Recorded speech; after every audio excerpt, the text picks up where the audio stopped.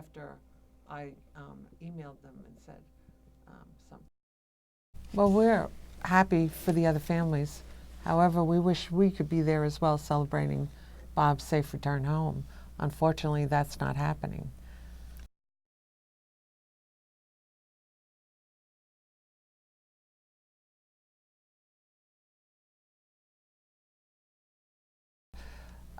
Every day I wake up and think about him, and I know he's alive out there somewhere trying to make his way home.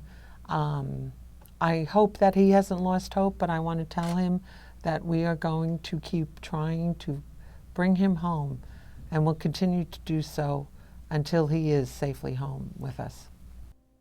For me personally, he's a wonderful husband.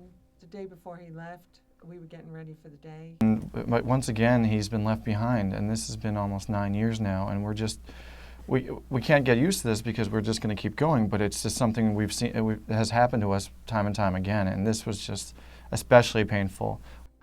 As they're more important than the things in the world. And I think all of us try. There are mistakes made by people involved on both sides, and if they can both acknowledge that and work together and resolve these mistakes, I think that would lead towards his eventual return home, and that would be giant steps for us. For me, the one thing I've got out of this that there's so much support. They have told us there's no evidence to suggest that my dad's not alive. And if there are people in the government who believe that and they are not doing everything they can, that's a big problem for us, because where's the urgency? That's still not enough, because he's not with us, and he should have been included in this. He should.